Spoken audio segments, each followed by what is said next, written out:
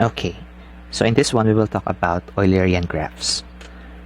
So when I say a graph is an Eulerian graph, it contains an Euler circuit. Okay, so ano yung Euler circuit? Let's find out. First, some terminologies again. When I say walk,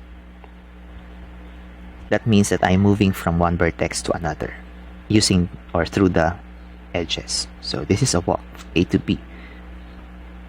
From A to B to A again and to C is an even longer walk. If a walk ends at the same vertex it started at, I was doing a closed walk or a circuit. For example, magsimula ako sa A to B, and then I go to C and then back to A. So my starting and ending position was vertex A.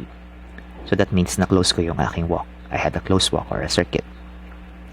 Now, for example, if I was doing a closed walk or a circuit, nagsimula ako from A, nagtapos ako sa A, and then nadaanan ko lahat ng edges, that's an Euler circuit.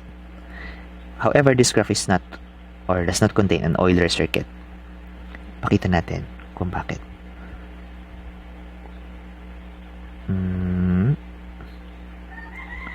Okay, so hindi na nadaanan yung edge between B and C or edge connecting B and C. Let's try another. Okay, this is even worse. Dalawa hindi nadaanan.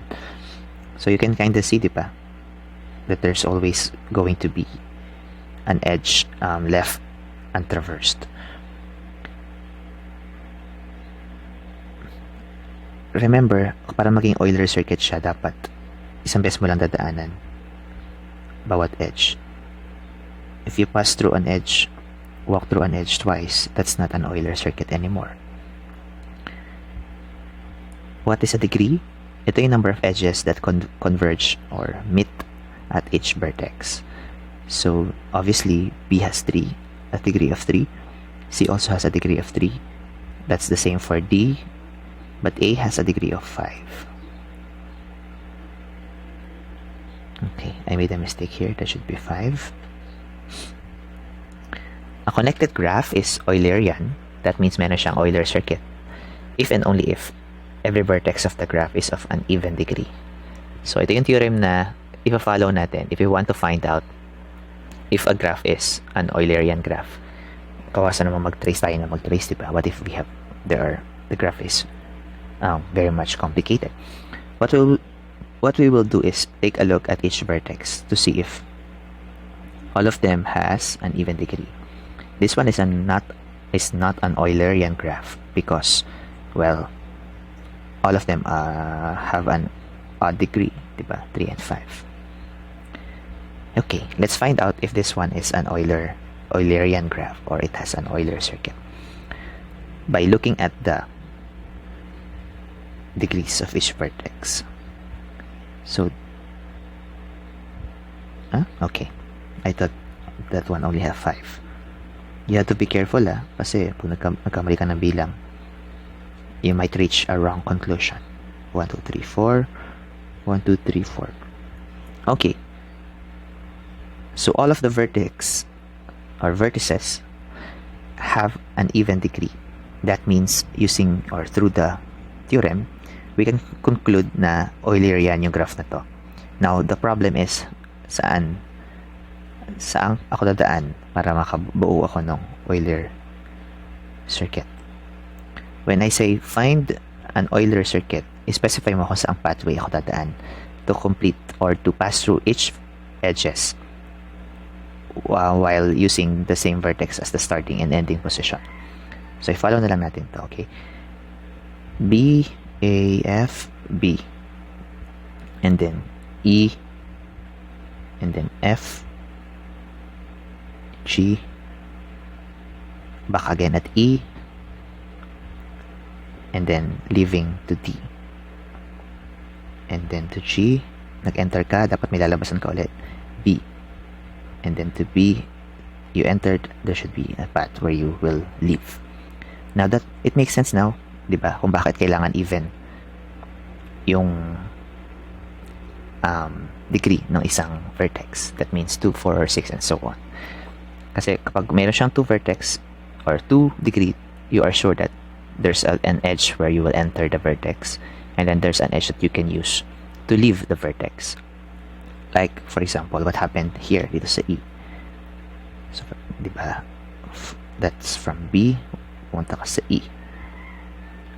And then E to F. So, you entered and then you leave. And then G. And then, from G, pumasok ulit sa E. So, pag pumasok ka, there should again be another pathway to leave the vertex. So you see that's why all of the vertices has to have a degree, an even degree. Determine whether the graph shown below is Eulerian. If it is, find an Euler circuit. Let's check the degrees. 4. This one has 4 as well. This one has 2. 1, 2, 3, 4. Yun lang. This one has 5. This one has 3. So not all of them has an not all of them has an even degree. Let's try. B. Okay. So you see right here, para madaanan ko yung A to E, I might have to return F to A, but that cannot be. Dapat isang beses ko lang dadaanan bawat edge. Okay, now this is another problem. Would the citizen be able to complete a stroll across each bridge and return to their starting point without crossing the same bridge twice? Meron akong mga landmasses, di ba? Landmass A, B, C, D. There's a river between them. I will use the... So that means yung mga landmasses sila yung... Let's represent them as the vertices. And then, that means that the bridges are actually the edges.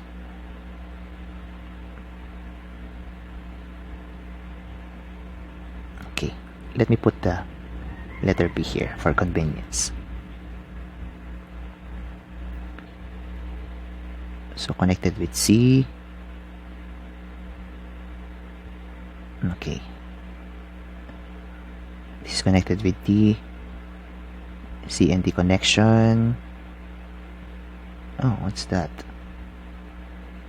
Okay, B and D connection.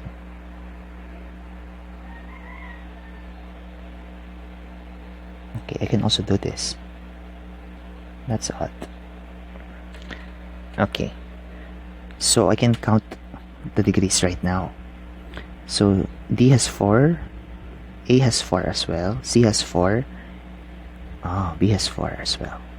So definitely I can do that. I can take a stroll, which is in this case actually, when I say stroll, that's a circuit.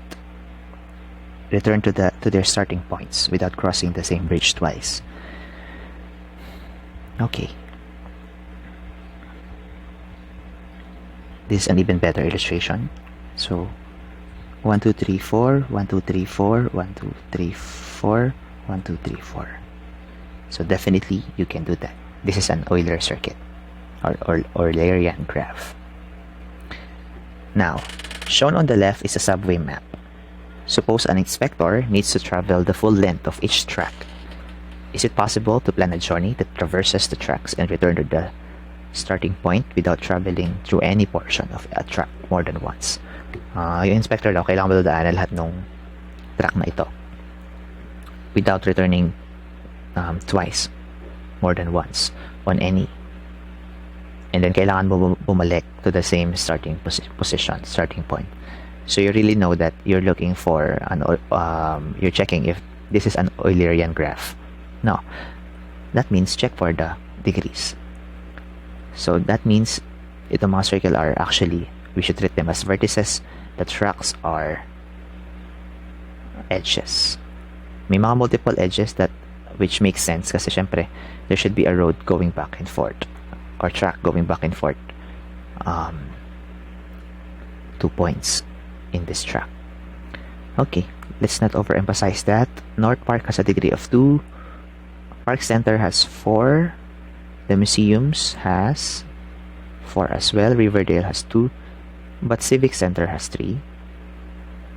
shopping town has 5, dun ka nagka-problem.